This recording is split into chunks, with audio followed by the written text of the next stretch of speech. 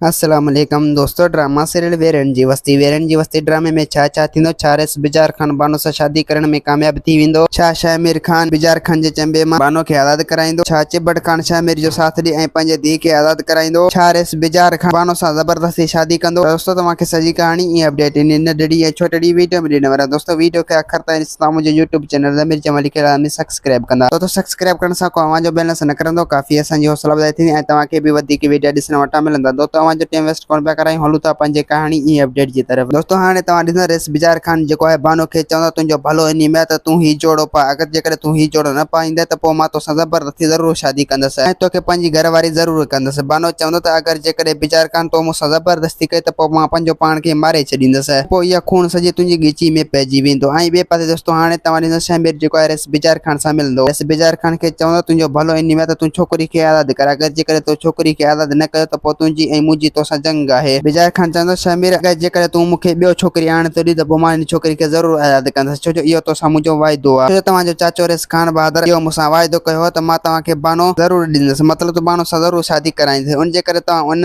वाइदे ते अमल कयो ऐं पंहिंजे चाचे मथां इतबार कयो ऐं उनजो तव्हां ज़बान पालियो। शामिर चवंदो हू त चाचे तोसां वाइदो कयो वियो हो, बहरहाल मां तोसां इहो वाइदो नथो करे सघां, न मतिलबु इहो वाइदो मां नथो निभाए सघां। जे करे तव्हांजो भलो इन में त तव्हां बानो खे आज़ाद कयो। रेस बिजार खान चवंदो त अगरि शामिर तूं इहा शर्त नथो मञी त पोइ मां बानो खे कॾहिं बि आज़ाद न कंदसि। शामिर चवंदो त अगरि जेकॾहिं तूं बानो खे आज़ाद न कंदे त पोइ मां पंहिंजे माण्हुनि खे फुल ऑर्डर ॾेई छॾींदो। पोइ तूं ॼाणी ऐं मुंहिंजा माण्हू ॼाण, मतिलबु त पोइ असां पोइ तुंहिंजी हवेली मथां हमलो करे ऐं बानो खे हितां वठी वञी सघूं था। ऐं ॿिए पासे दोस्तों हाणे तव्हां ॾिसंदो त चिबड़ खान जेको आहे घणो परेशान हूंदो। हू शामिर खे चवंदो त तूं पुट रगो तूं मुंहिंजो साथ ॾे, मां इन बानो खे पाण ई आज़ाद कराईंदुसि। शामिर चवंदो चाचा तूं परेशान न थी, मुंहिंजो हर हाल में साथ तुंहिंजो आहे। ऐं ॿिए पासे दोस्तों हाणे तव्हां ॾिसंदो रेस बिजार खान जेको आहे बानो खे चवंदो तूं परेशान न थी, तूं हाणे मुंहिंजी थी रहण वारी आहीं, तूं रो न हाणे। दोस्तों उम्मीद आहे कहाणी इहा हूंदी तव्हांखे पसंदि। असांखे ॾींदा इजाज़त, वरी तव्हां सां मिलंदासीं के नई वीडियो में। ख़ुदा हाफ़िज़।